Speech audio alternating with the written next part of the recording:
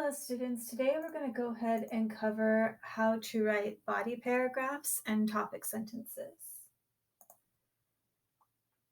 So, the outline of what we're going to be dealing with today is we've already covered our introduction, and now we're focusing on our body paragraphs, which is basically going to be our topic sentence, our evidence, which will be in the form of quotes or paraphrased material from a reference, the explanation of that evidence, and then a transition to our next body paragraph. Okay, so to write a body paragraph, you'll notice that it is very similar to races, which you should already be familiar with. So the R and the A of races is like your topic sentence. Okay, you're going to cite evidence just like you do in races. You're going to explain that evidence, and you're also going to sum it up. If you're familiar with the Jane Schaefer writing style, you can use the two-chunk Jane Schaefer writing style, which is a topic sentence, a concrete detail, which is a fact, a paraphrase, or a quote. And then Jane Schaefer says that for every concrete detail or every piece of evidence that you provide, there should be two sentences of commentary or two sentences that you take to explain how that evidence connects to your topic sentence. Okay, so you could have a one chunk of 5 sentences where if you only have one quote, but you're going to have two pieces of evidence for each key point. So your paragraphs will be about 8 sentences.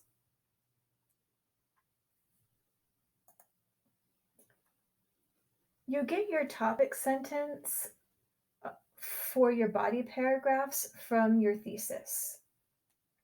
Your 2 to 3 key points will each have their own body paragraph. Each key point will have its own topic sentence that you're going to build off of. So once you get the topic sentence, you move on to your evidence in the form of quotes or paraphrased information from your resources. This is the research segment of your essay.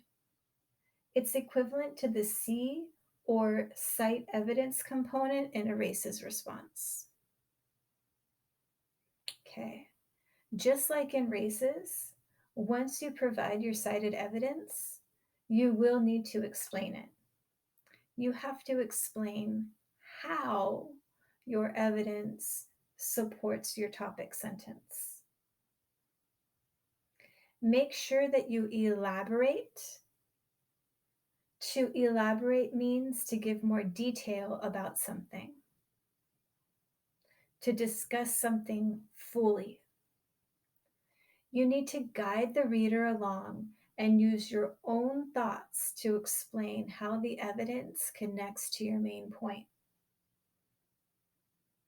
And lastly, just like in races, you're going to need a conclusion sentence. The conclusion sentence is your final statement. That is where you're wrapping up the main idea, which is not a carbon copy of the topic sentence. Okay, it's a restatement of the main idea without being a direct copy of the topic sentence. And then you're going to smoothly transition to your next key point.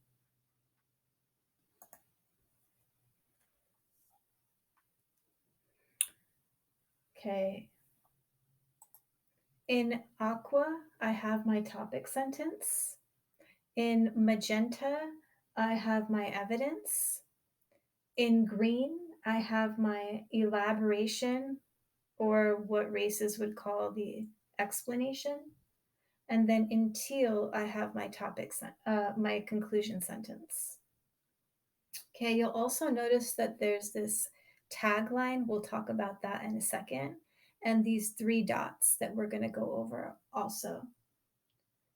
Okay, remember that for this example paragraph, for this informational thesis statement, the 3-point thesis is there are many benefits to owning a pet, including health benefits, reduced loneliness, and increased socialization. So this paragraph will focus on my first key point, which is the health benefits.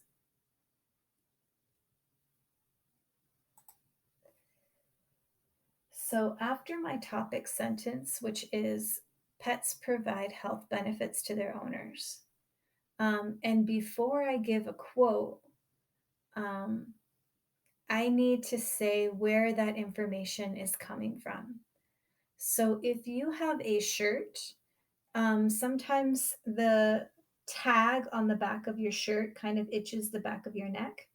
That's that's a tag that tells where that shirt is coming from, right? So just like we have tags on our clothing, we tag quotes, right? We let the reader know before we give a quote where that information is coming from.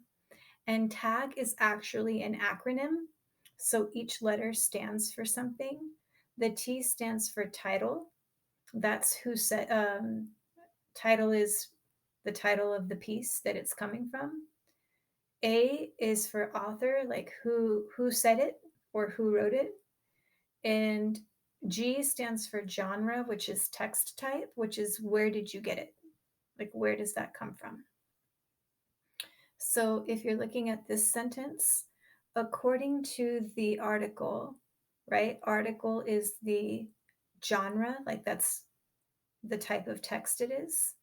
Healthy pets, healthy people, that's the title of the article. So the tag won't always be TAG, it might come in different forms. By the Centers of Disease Control and Prevention, that's the author. So as long as you have those three components, the title, the author, and the genre, before the quote, that's the tagline. And you want to have that before the quote. Pets can help to lower a person's blood pressure, triglycerides, all factors that contribute to heart disease and potential heart attacks. You're also going to notice these 3 dots, okay, before the end of the quotation mark. And when you're reading like a complex scientific text, which is really common for informational writing, sometimes the sentences are long winded and you don't want the whole sentence. So these 3 dots actually have a name. It's called an ellipses. An ellipses just lets you know that there is additional information in this sentence that you are not including. And you are grammatically putting in these 3 dots in lieu of writing out the whole sentence. So that is my evidence. Okay, an ellipses shortens the quote for your convenience. Then I have my elaboration or explanation. This means that a pet could actually help a person decrease their risk of a heart attack. Okay, it's important that your elaboration shows your work. It must show how your evidence relates to your topic sentence. So you need to connect the dots for your reader. And lastly, until I have my conclusion sentence, this conclusion sentence is going to wrap up the paragraph with a final thought so that I can smoothly transition to the next point. And that's the function of a conclusion sentence. The function of a conclusion sentence is to wrap up your final thought so that you are able to smoothly transition the reader to the next paragraph. Okay, now it's your turn. If you have any questions, feel free to email me. Here's my email. My office hours are from 12:36 to 2 p.m. If you present this information and click on this link, you'll hyperlink into my office hours. And I want to thank Lindsay Reed for being the inspiration for this slide deck. Thanks. Bye.